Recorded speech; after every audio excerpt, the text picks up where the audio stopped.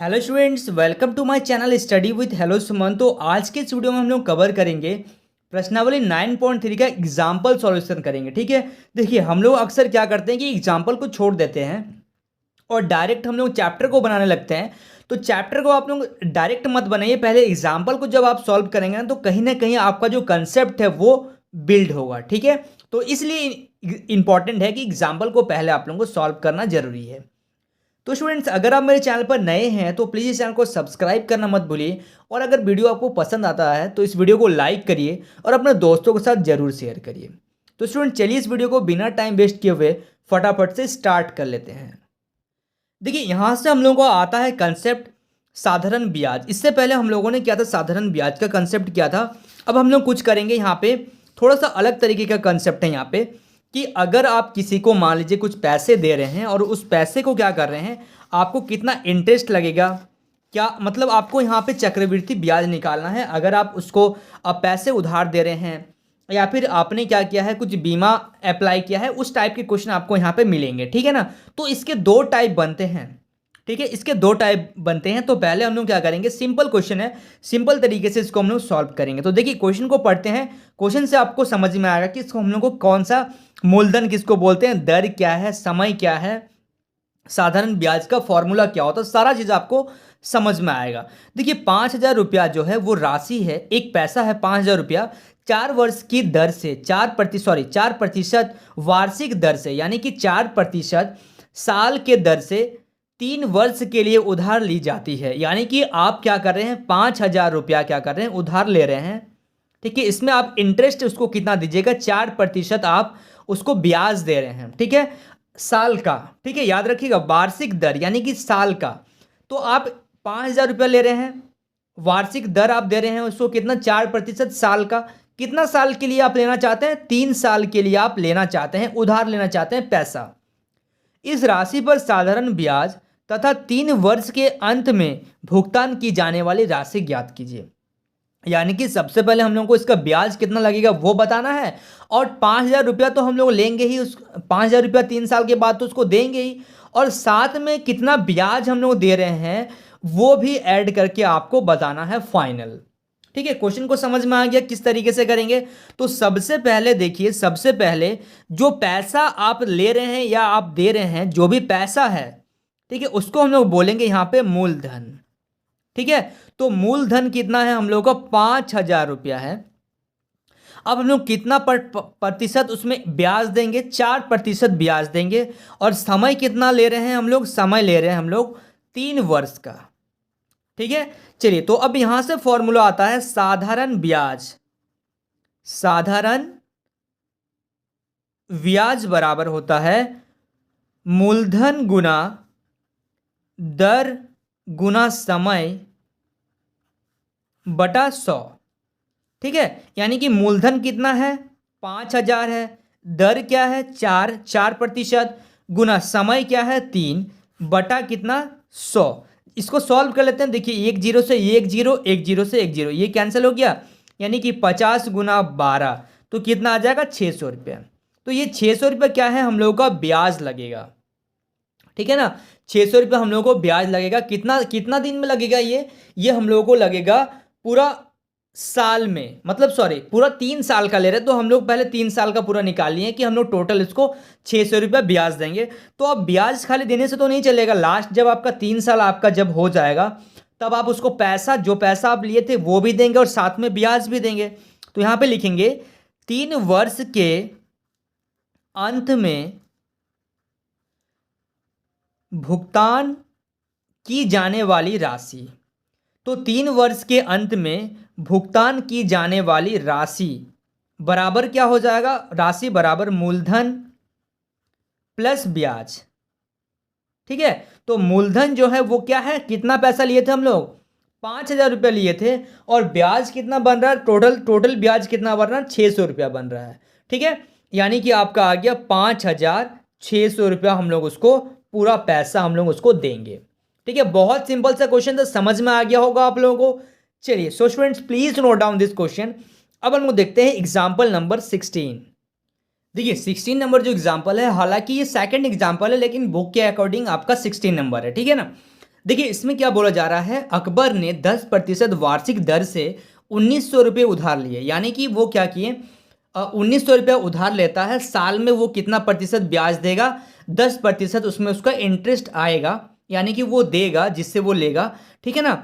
अब देखिए यहाँ पे 1/2 है ना, यानी कि 1.1/2 वर्ष, यानी कि 1.5 वर्ष बाद उसे कितने ब्याज देने पड़ेंगे, ठीक है। डेढ़ साल का मतलब हम लोग क्या कर रहे हैं, देखिए क्या क्या कर रहे हैं हम लोग यहाँ पे, देखिए हम लोग 1900 रुपया ले रहे हैं, इसमें वो ब्याज लेगा हम लोग से 10% साल का, और हम लोग ले रहे हैं 1.5 साल के लिए, ठीक है ना। तो अब देखिए, तो यहाँ पे सबसे पहले हम लोग सॉल्व करेंगे इस चीज़ को, कैसे लिखेंगे, देखिए तो मूलधन क्या है हम लोग का, जो पैसा हम लोग ले रहे हैं या फिर हम लोग किसी को दे रहे हैं, तो वो होता है आपका मेन पॉइंट, यानी कि मूलधन 1900 रुपया। अब इसमें जो दर है, यानी कि जो आप इंटरेस्ट वो लेगा, वो कितना प्रतिशत लेगा, 10% ब्याज लेगा, और समय कितना लग रहा है हम लोग का, समय लग रहा है 1.1/2 वर्ष, यानी कि आप लिख सकते हैं 3/2 वर्ष, या फिर आप 1.5 साल भी इसको लिख सकते हैं, यानी कि 1 साल और 6 महीने भी, इस तरीके से भी लिख सकते हैं। तो अब हम लोग यहाँ पे लगाएंगे आपका फॉर्मूला साधारण ब्याज। तो साधारण ब्याज बराबर क्या हो जाता है, मूलधन गुना समय गुना दर, ठीक है, मूलधन गुना समय गुना दर बटा 100। तो मूलधन कितना है, 1900 रुपया हम लोग क्या कर रहे हैं, ले रहे हैं, टाइम कितना ले रहे हैं, 1.5 साल का टाइम ले रहे हैं, यानी कि 3/2 इंटू दर कितना ले रहे हैं, 10% बटा कितना, 100। तो आप इसको थोड़ा सा जब सॉल्व करेंगे ना, तो आप इसको इस तरीके से लिखिएगा, ये जो 3/2 है ये नीचे आ जाएगा, मतलब 2 जो है वो नीचे आ जाएगा, यानी कि 1900 गुना 3 गुना 10 बटा 2 गुना 100। ये नीचे क्यों आ रहा है, क्योंकि अगर आप लिखेंगे 1900 गुना 10 गुना 3/2, और यहाँ से पूरा पूरा में बटा होगा 100, तो ये ऑटोमेटिक नीचे आ जा रहा है, ठीक है ना। तो कैलकुलेशन है, थोड़ा सा ध्यान से समझिएगा, ये 2 जीरो से 2 जीरो कैंसिल हो गया, 2 एकम 2, 2 पचे 10, यानी कि 19 गुना यहाँ पे आ गया आपका 15। तो जब आप इसको मल्टीप्लाई करिएगा तो 285, यानी कि हम लोगों को कितना उसको ब्याज देना पड़ेगा, 285, यानी कि 285 रुपया 1.5 साल में हम लोग उसको देंगे। तो यहाँ पे ये नहीं बताना था कि आप कितना पैसा देंगे टोटल, आप महीने के अंत में या फिर 1.5 साल के अंत में आप उसको को कितना पैसा देंगे, तो वो बताना नहीं है। अगर वो पूछेगा आपसे तो आप बताएंगे कि 1900 रुपया तो हम लोग ले रहे हैं, और साथ में अगर आप 285 को ऐड कर दीजिएगा, तब आप उसको पूरा टोटल जो पैसा यहाँ पे आएगा वो आप उसको फिर दीजिएगा वहाँ पे, ठीक है ना। चलिए, so students please note down this question. अब हम लोग देखेंगे उदाहरण नंबर 17। देखिए 17 नंबर क्वेश्चन, देखिए ये क्वेश्चन थोड़ा सा बड़ा होगा, क्यों बड़ा होगा मैं आपको बताऊंगा। यहाँ पे देखिए 5% ब्याज की दर से सीता क्या कर रही है, 2 वर्ष के लिए 10,000 रुपये उधार ले रही है, जबकि ब्याज वार्षिक संयोजक होता है। 2 वर्ष के अंत में चक्रवृद्धि ब्याज एवं उसके द्वारा भुगतान की जाने वाली राशि ज्ञात करिए, यानी कि आपको चक्रवृद्धि ब्याज बताना है। देखिए क्या क्या चीज़ हम लोगों को बताना है। सबसे पहले सीता क्या कर रही है, 10,000 रुपये उधारी ले रही है, कितने वर्ष के लिए, 2 वर्ष के लिए, और कितना ब्याज देगी, वो 5% देगी, ठीक है ना, 5% ब्याज वो देगी। तो ये चीज़ समझ में आ गया। अब ये जो आ रहा है यहाँ पे, जबकि ब्याज वार्षिक संयोजन होता है, यानी कि हम लोगों को यहाँ पे अलग अलग निकालना पड़ेगा। सबसे पहले प्रथम वर्ष का निकालना पड़ेगा, तो प्रथम वर्ष का हम लोग निकालेंगे कि 10,000 रुपया ले रही है और 5% इंटरेस्ट पे ले रही है, तो ये प्रथम वर्ष में वो कितना चुकाएगी वो पता करेंगे। अब हम लोग क्या करेंगे, द्वितीय वर्ष में ये प्रथम वर्ष का इंटरेस्ट आएगा, फिर टोटल जो इंटरेस्ट आएगा उसका, फिर हम लोग उससे क्या करेंगे, द्वितीय वर्ष का निकालेंगे, ठीक है। यानी कि अलग अलग से आपको निकालना है। और इसमें क्या हो रहा है, चक्रवृद्धि ब्याज आ रहा है, यानी कि यहाँ पे आपको इंटरेस्ट का इंटरेस्ट भी आपको देना पड़ेगा, ठीक है। यानी कि पहला वर्ष का मान लीजिए आपने क्या कर रहे हैं, आप ले रहे हैं 10,000 रुपया, मान लीजिए फर्स्ट वर्ष में, पहला वर्ष में आपने 5% से मान लीजिए ये कितना हो गया, 10,500 रुपया हो गया। अब आपका ओरिजिनल 10,500 रह जाएगा अगला वर्ष के लिए, ठीक है ना।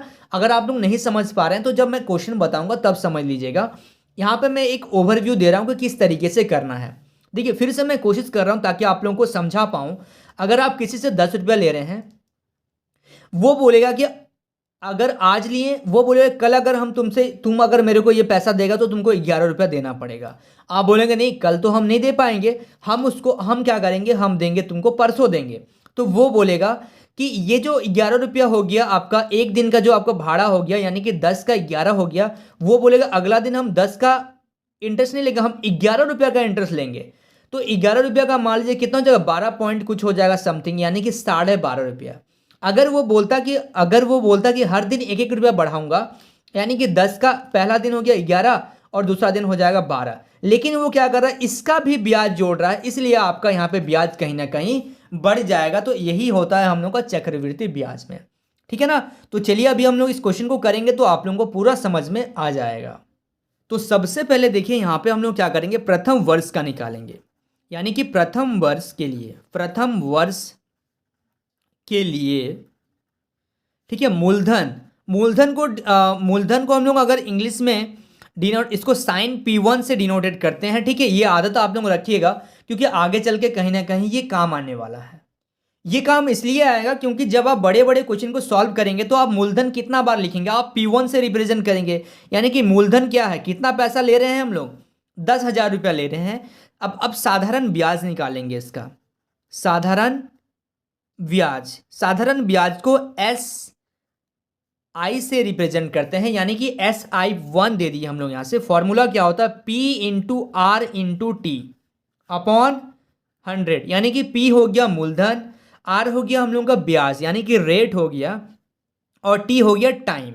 तो देखिए यहाँ पे अगर हम लोग इंटरेस्ट का बात करें, यानी कि हम लोग यहाँ पे दर कितना लग रहा है, दर जो लग रहा है वो 5% लग रहा है, ठीक है ना। यहाँ पे मैंने मेंशन कर दिया, इसको रिप्रेजेंट करते हैं R से, ठीक है। तो चलिए P क्या है, P है हम लोगों का मूलधन, कितना हो गया 10,000, गुना R क्या हो गया, रेट हो गया 5%, गुना T क्या है, टाइम। तो टाइम कितना है, 1 वर्ष का बात कर रहे हैं अभी हम लोग, तो 1 वर्ष बटा 100।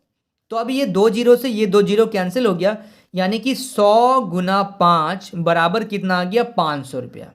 ये प्रथम वर्ष का आता है, ठीक है ना। तो प्रथम वर्ष में हम लोगों को उसको कितना पैसा देना पड़ेगा, पहले वो डिस्कस कर लेते हैं। तो यहां पे हम लोग लिखेंगे प्रथम वर्ष, चूंकि प्रथम वर्ष के अंत में राशि बराबर P1 प्लस SI1, यानी कि P1 मूलधन प्लस ब्याज, यानी कि मूलधन कितना था, 10,000 रुपया था, और ब्याज कितना आ गया हम लोग का, 500 रुपया आ गया, यानी कि 10,500 रुपया प्रथम वर्ष में वो लेगा, ठीक है। अगर आप उसको नहीं दे पा रहे हैं तो आप तो 2 साल के लिए लिए हैं, तो प्रथम वर्ष में आपको इतना देना पड़ेगा। अब आपके पास जो द्वितीय वर्ष का जो आएगा उसमें आपका जो मूलधन हो जाएगा वो 10,000 नहीं रहेगा, अब 10,500 रुपया हो जाएगा। यानी कि यहाँ पे लिखेंगे द्वितीय वर्ष के लिए, ठीक है, मूलधन क्या हो जाएगा, मूलधन यानी कि P1 वहाँ माने थे, अब यहाँ P2 मानेंगे 10,500 रुपया, ठीक है। अब यहाँ से समय कितना रहेगा, दर वही रहेगा आपका, यानी कि R जो रहेगा वो 5% ही रहेगा, और टाइम जो रहेगा यानी कि समय जो रहेगा वो कितना रहेगा, समय रहेगा हम लोग का 1 साल के लिए, ठीक है ना। तो यहाँ से हम लोग क्या करेंगे, अब यहाँ पे लिखेंगे साधारण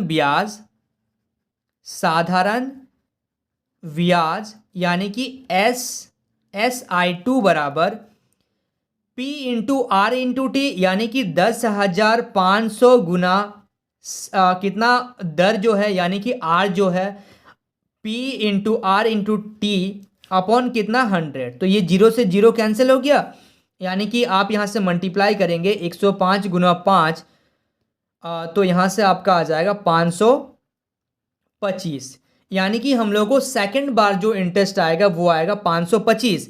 तो अब हम लोग द्वितीय वर्ष में हम लोग उसको कितना पे करेंगे वो हम लोग देख लेते हैं। तो अब देखिए यहाँ पे लिखेंगे, चूंकि द्वितीय वर्ष के अंत में राशि जो होगा वो कितना देंगे हम लोग, P2 प्लस SI2, यानी कि P2 कितना 10,500 रुपया आया था हम लोग मूलधन क्या था 10,500, प्लस इंटरेस्ट कितना आ गया 525 रुपया, यानी कि हम लोगों का हो गया 11,025 रुपया। हम लोग उसको फाइनल पैसा उसको हम लोग देंगे। ठीक है, समझ में आ गया? थोड़ा सा ध्यान से समझिएगा इस क्वेश्चन को। अगर कहीं पे भी डाउट होता है तो आप कमेंट करके जरूर बताइए। So students, please note down this question.